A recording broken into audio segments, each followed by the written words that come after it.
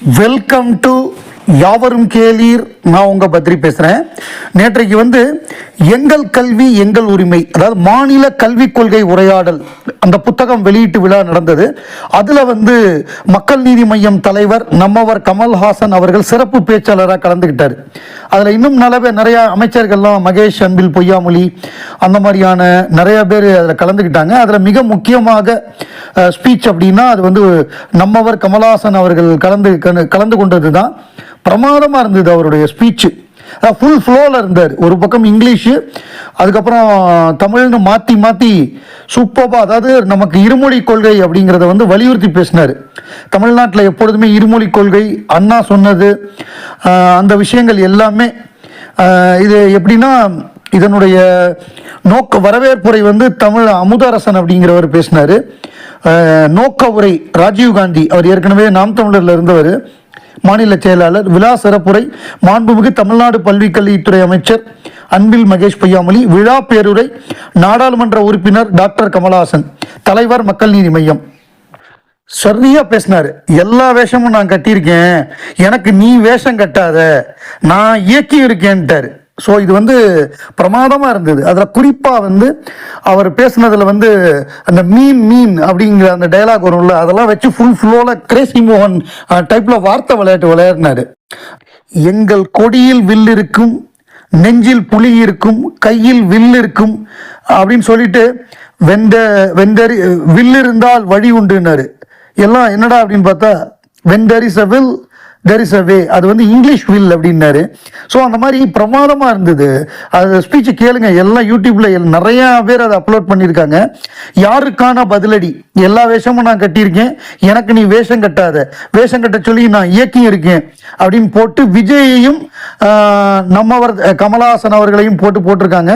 So Vijay பேசுனதுக்கு இது பதிலடியா அப்படிங்கிற மாதிரி தான் பேச்சு இருக்கு. இன்னைக்கு சென்னை ட்ரேட் சென்டர் அதில் ஒரு மிக முக்கியமான நிகழ்வு இருக்குது. அது ரோட்டரி கிளப் உடைய ஒரு ஃபங்க்ஷனு. ரோட்டரி கிளப் நடத்தக்கூடிய அந்த ஃபங்க்ஷனில் உலகநாயகன் கமல்ஹாசன் அவர்களுக்கு வாழ்நாள் சாதனையாளர் விருது கொடுக்க போகிறாங்க. Special moment awards lead 25 proudly announces the Lifetime Achievement Award to Honorable MP Sri Kamal Hassan, Member of Parliament, Rajya Sabha, for his remarkable service to humanity through art.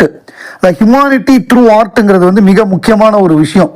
மனித நேயத்தை தன்னுடைய கலை மூலமாக வெளிப்படுத்தியதற்காக வாழ்நாள் சாதனையாளர் விருது எம்பி கமல்ஹாசன் அவர்களுக்கு வழங்கப்படுகிறது. அது இன்னைக்கு காலையில் 11லேருந்து 11:45 சென்னை ட்ரேட் சென்டரில் இருக்கக்கூடிய ஒரு ஹால், மெயின் பிளனரி ஹால், அதில் இது நடக்க போகுது.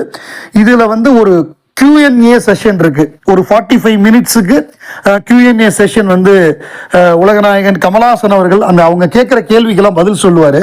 அது ரொம்ப சுவாரஸ்யமாக இருக்கும். ஏன்னா நம்ம ஐஐடியிலலாம் பார்த்துருக்கோம், அவர் போய் பேசுனது, அவங்க கேட்ட கேள்வி, அதுக்கு அவர் சொன்ன பதிலெலாம் பயங்கரமாக ஃபுல் ஃபார்மில் இருப்பார். அந்த மாதிரி சமயங்களில் வார்த்தை விளையாட்டு இருக்கும், நல்ல நகைச்சுவை இருக்கும், ரொம்ப புத்திசாலித்தனமான கருத்துக்கள் இருக்கும், பல தெரியாத விஷயங்களை சொல்லுவார்.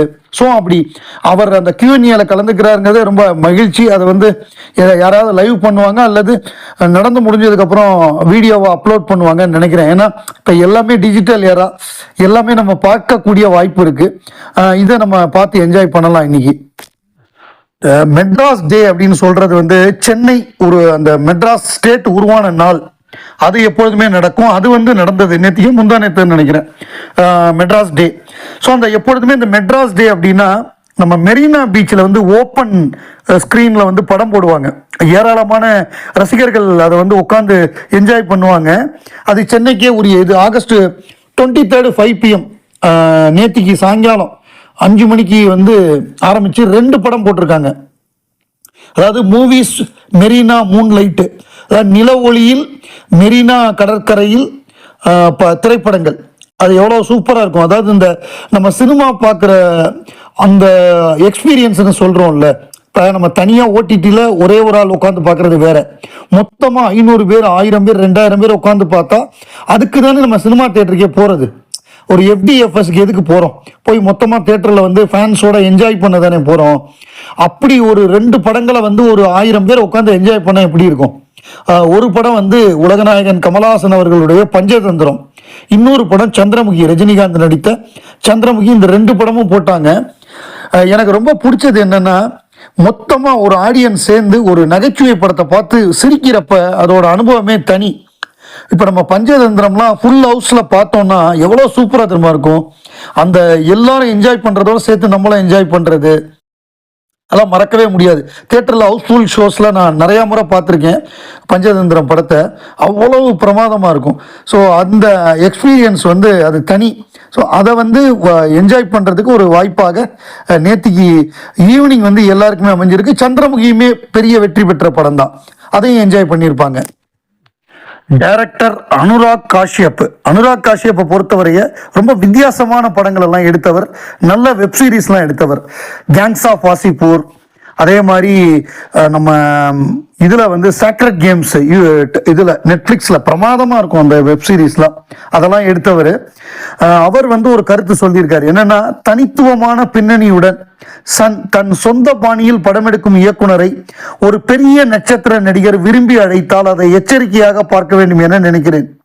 பெரிய நட்சத்திரத்துடன் இணையும் போது தன் வேலையை செய்ய வேண்டுமா அல்லது அந்த நட்சத்திரத்தின் ரசிகர்களை மகிழ்விக்க வேண்டுமா என்ற கேள்வி எழும். அதாவது என்னன்னா, ஒரு உதாரணத்துக்கு இப்ப லோகேஷ் கனகராஜ் அப்படின்னு ஒரு டைரக்டர் இருக்காரு. அவர் வந்து மாநகரம் அப்படின்னு ஒரு படம் எடுக்கிறாரு, பிரமாதமா இருக்கு. அதுக்கப்புறம் கைதின்னு ஒரு படம் எடுக்கிறாரு.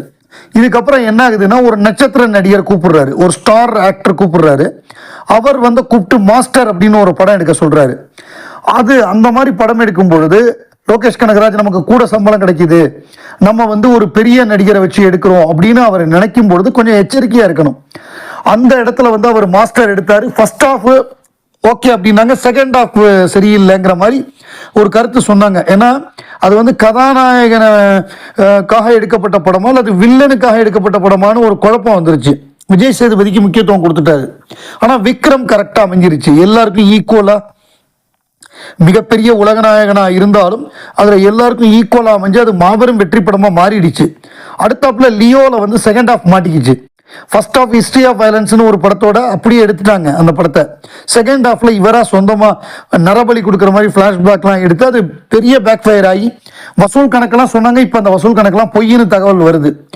அதுக்கப்புறம் அவர் தன்னுடைய கெரியர்லேயே முதல் தோல்வி படம், அது பொய் கணக்கோ உண்மை கணக்கோ அது எல்லாத்தையும் தாண்டி முதல் 4 நாள் பெருசா ஓடுச்சுன்னாங்க. இதே திருச்சி ஸ்ரீதர் முதல் 4 நாள் கூலி பயங்கரமா ஓடுச்சுன்னாரு. இப்போ அவரே என்ன சொல்றாருன்னா, 5வது நாள்லேருந்து படுத்துருச்சுட்டாரு. இப்போ என்ன எல்லாரும் என்ன சொல்றாங்கன்னா, கூலி would end up as Lokesh first failure project. After the phenomenal pre-sales and record-breaking opening, the movie failed to take self in weekdays and weekends look average. Word of mouth had a huge impact. The movie would be lost to many distributors who bought it for MG. இது எல்லா ரீஜன்லையுமே MG வாங்கினவங்களுக்கு ஒரு நஷ்டத்தை ஏற்படுத்தின படமா அமையுது. அதனால ஒரு பெரிய நடிகர்கள், நட்சத்திர நடிகர்கள் கூப்பிடுறாங்க அப்படிங்கும் பொழுது நம்ம படத்தை எடுக்கிறதா அவங்க ஃபேன்ஸுக்கு சர்வீஸ் பண்றதாங்கிற குழப்பம் இருக்குல்ல, இந்த குழப்பம் அதுதான் தோல்வி படத்துக்கான காரணமா அமையுதுன்னு நான் நினைக்கிறேன். உங்களுடைய கருத்துக்களை பதில போடுங்க, கமெண்ட்ல போடுங்க.